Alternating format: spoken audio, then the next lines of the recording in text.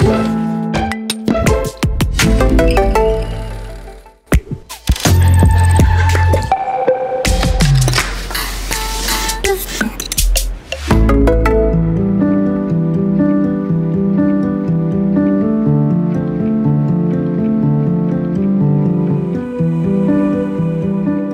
suis Régis Bontron, archéologue au service archéologie du Grand Reims et je suis responsable d'opérations de fouilles archéologiques.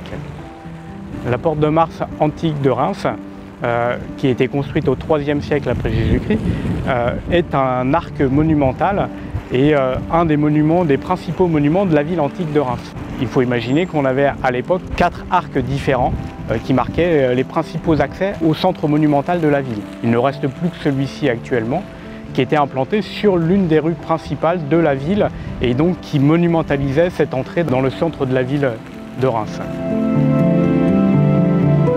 Alors pourquoi cet arc monumental a été conservé alors que les 3 autres qui existaient à Reims ont disparu? C'est simplement parce qu'il a été intégré au Moyen-Âge dans le rempart de la ville qui a été construit à ce moment-là. Et c'est ce qui l'a préservé puisqu'il a été intégré à l'intérieur. En l'occurrence, quand ce rempart a été démonté au XIXe siècle, le monument a bien failli de nouveau disparaître puisqu'il ne tenait presque plus debout.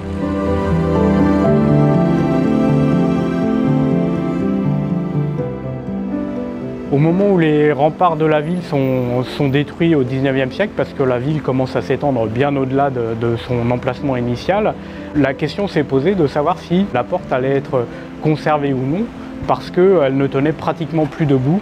Il y avait une pile qui était pratiquement entièrement détruite. Et en l'occurrence, le monument a failli disparaître à ce moment-là. Il a finalement été classé et il a été entièrement restauré. C'est la première restauration qui a eu lieu. Depuis, d'autres restaurations se sont poursuivies au fur et à mesure où le monument a été dégagé. Et les restaurations se poursuivent toujours. Des restaurations ont eu lieu encore il y a quelques années. Et une nouvelle restauration est prévue très prochainement pour continuer à préserver ce monument exceptionnel de la ville.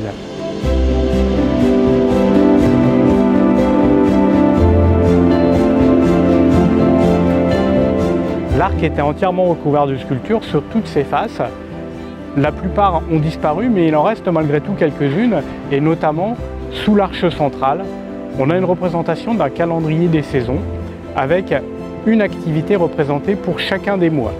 Ce qui est intéressant, c'est que les activités représentées sont des activités typiquement locales qu'on ne retrouve pas forcément sur d'autres calendriers.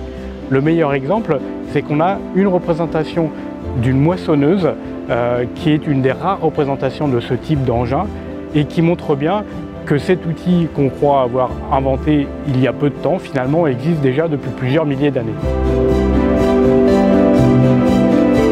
Ce que je vous ai présenté aujourd'hui est un court extrait de ce que vous pourrez découvrir lors des Journées du patrimoine, les 17 et 18 septembre, où on espère vous voir très nombreux.